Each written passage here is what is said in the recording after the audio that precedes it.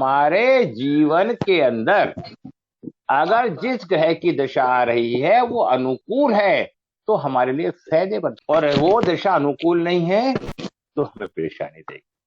अगर आपका समय अच्छा है, वो हाथ में आपके नहीं है, वो आपके कर्मों के द्वारा पूर्व जन्म के निर्धारित कर्मों से उस कर्म में। अगर आपका समय बुरा है, और आप अच्छा बुरा किसे समझ रहे हैं, ये आपकी फीलिंग है। दशा जो भी हमारी निकल के आती है उसे हम ग्रिड में भर सकते हैं। जब हम उसे ग्रिड में भर लेंगे तो उसकी एनर्जी हमें फुलफिल होने लगेगी, उस ग्रह से संबंधित हमें अच्छे या बुरे जो भी प्रभाव है वो मिलने लगेगा।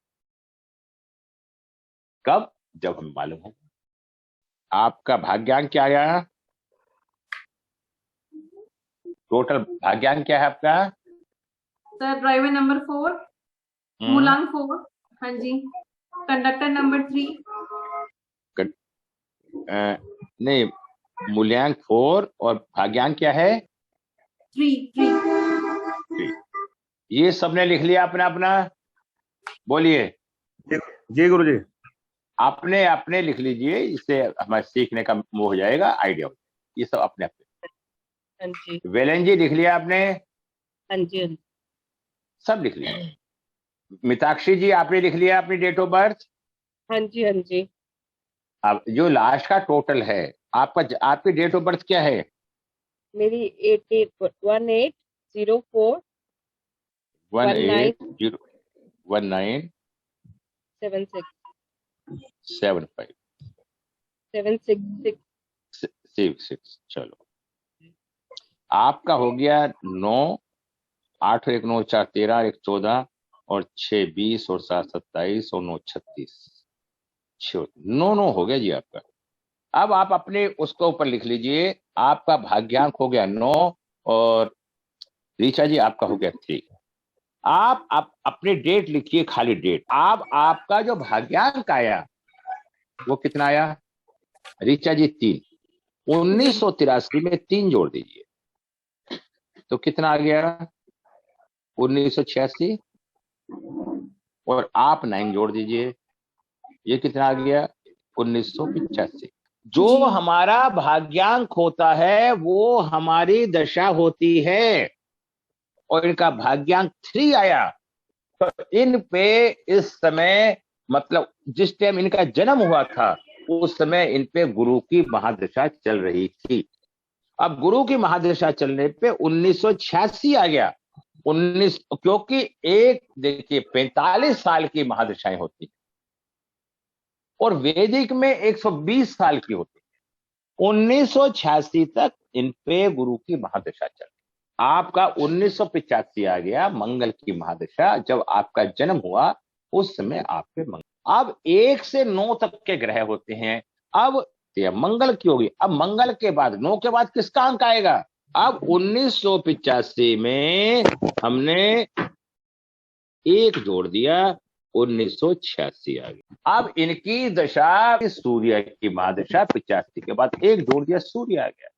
और ऐसे ही 86 में गुरु की महादशा पूरी हो गई, और अब 1986 से हमने 3 के बाद आएगा 4, तो 1990 में इनकी राहु की महादशा पूरी। 85 में जब हम 1 जोड़ेंगे 86 आ जाएगा, 86 आ जाएगा।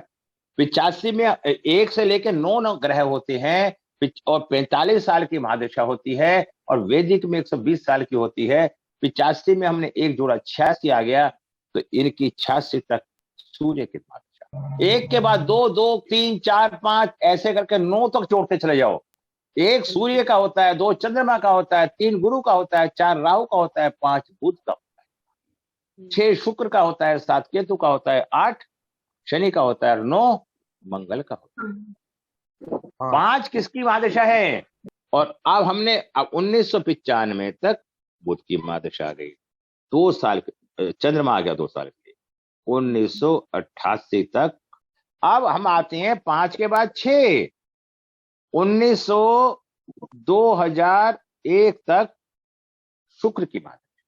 और इसके बाद आता है केतु 2008 तक, फिर आता है 8 शनि का 2017 तक शनि, फिर आता है मंगल 2026 तक मंगल। 86 में इनका मंगल चंद्रमा आ गया, तो 86 के बाद